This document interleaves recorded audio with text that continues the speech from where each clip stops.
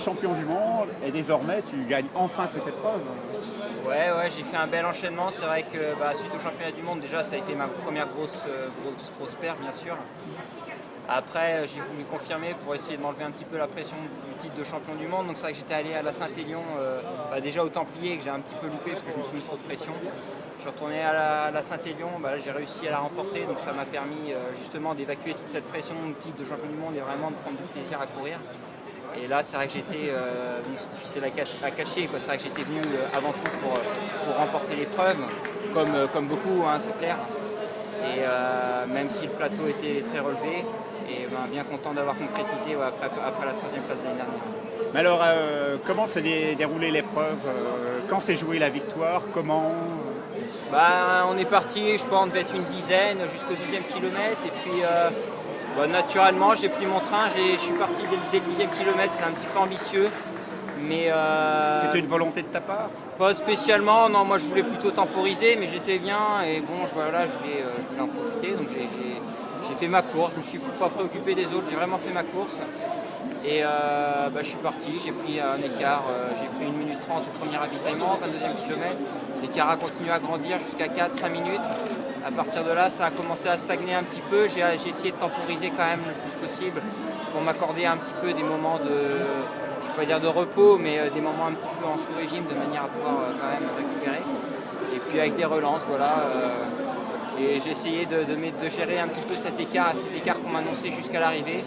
J'étais vraiment très confiant parce que je trouvais que j'avais des bonnes jambes, malgré un bon coup de barre au niveau du 40e kilomètre. Je suis bien reparti après le ravitaillement du 55. Mais un coup de barre lié à quoi?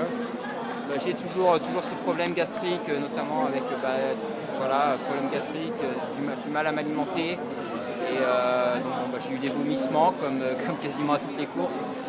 Et voilà quoi, ça. Mais est-ce que tu n'as pas souffert de la chaleur aujourd'hui? Parce qu'on a annoncé 22 degrés.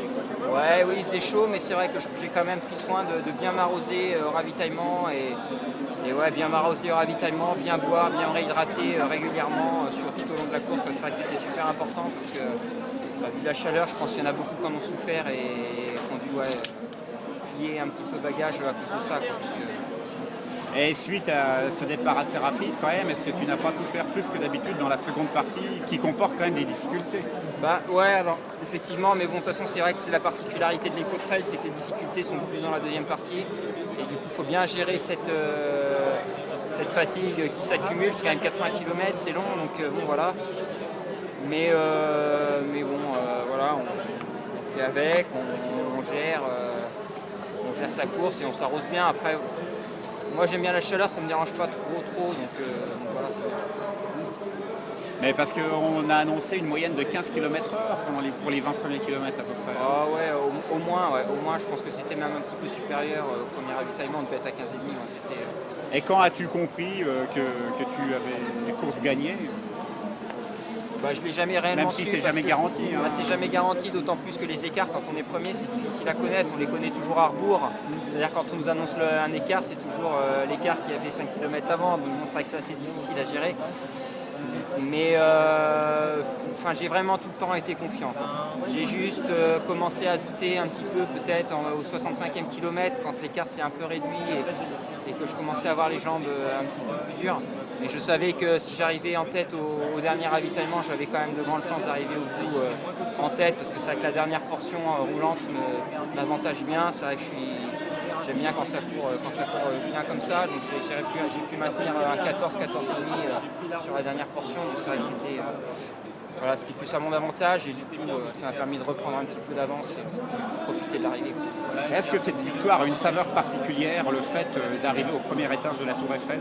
Bien sûr, d'autant que ça a une double saveur. C'est vrai que c'est Paris, donc c'est vrai que gagner une course à Paris, c'est quand même la grande ville, donc c'est déjà une première chose.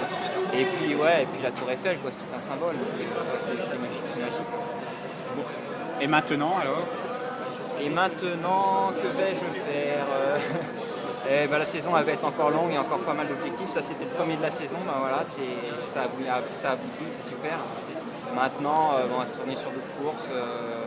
J'ai ma grosse de la fin d'année, ça va être le Grand Raid de la Réunion. Bon, c'est un autre format, c'est un autre dénivelé, hein, c'est 160 km avec près de 10 000 mètres de dénivelé, donc bon, va falloir se préparer spécifiquement pour. Il y aura d'autres courses avec la sélection équipe de France, donc qui sera à Cerzinal au mois d'août. Il y aura des courses de passage, donc une manche de skyrunning aux Canaries dans un mois et demi, et puis voilà, des objectifs de la CCC fin août, voilà, la saison va s'agrémenter un peu tout ça. Et, voilà. Merci. Merci. Toutes mes félicitations. Merci. Bravo.